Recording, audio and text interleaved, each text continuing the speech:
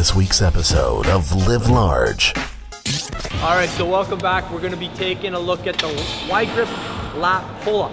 So a lot of people don't know their goal when they come to the gym. So we know that Ben's goal is to build muscle. He wants to improve the thickness, the width of his lats. So there's a specific way to do this exercise for his goal. If your goal is simply to do as many reps as possible, then you can ignore everything we're going to teach you, because there's a lot of ways to get your body up here without actually using your lats. So the key a lot of people just don't understand why they come to the gym. They don't know what they're trying to do before they start an exercise. So Ben, we do know what he's trying to do. So there's two things we're going to teach him on the wide grip pull-up. We're going to keep his abdominals locked so there's no swaying, and we're going to make sure he's pulling through his elbows. All right? Okay, so the way you want to think about back training, guys, is planes of movement. When you train your back, you need to train in the vertical plane. You also need to train in a diagonal plane. You need to train in every one of these planes so that you hit every part of your back. So a lot of people don't think about it like that. So when I'm coming in to do pull-ups, I'm trying to maintain a vertical plane. If I wanted to maintain horizontal plane, I would maintain a horizontal plane in a row in this level. So a lot of people come in and try to do a pull-up, but it looks like this. So ultimately, if I actually just transfer that, it's something I could probably do on a row. So to maintain a vertical plane, how do I do that?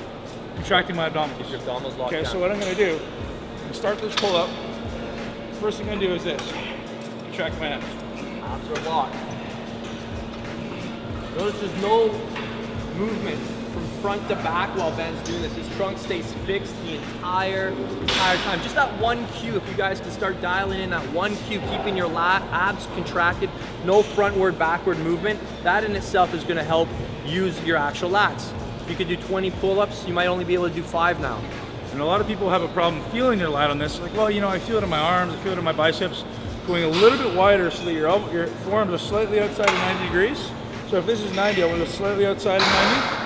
And applying outward intention is going to, on the negative, is going to increase the massive amount of stimulus on your lats. Right. So a great way for maybe those people who are able to do pull-ups but don't really feel it in your lat, try some outward intention. It's going to be amazing for you. Yeah, so for those who are new to Rip It Up tips and don't know what outward intention is, what Ben means is that he's shoving his hands outward. So when he's pulling up, he's not just thinking about pulling up, he's also thinking about pulling out.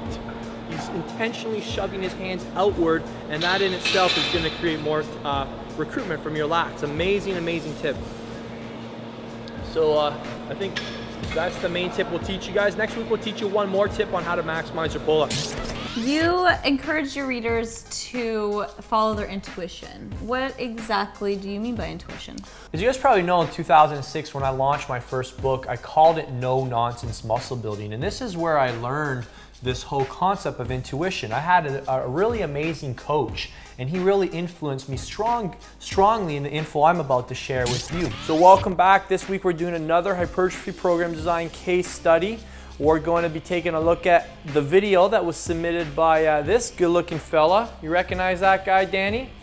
So this is Danny Blair, and we're going to take a moment to watch his video, and then kind of just take a look at the things he's doing really well at and things he's got room for improvement for, and then put together a little mini program for him as well. Today I just want to do something really practical. I want to ask you 6 questions. 6 questions to ask yourself, and you can ask yourself these frequently. Go to a Starbucks with your little moleskin journal or whatever you use to write things down with, and just jot some notes to yourself about these questions.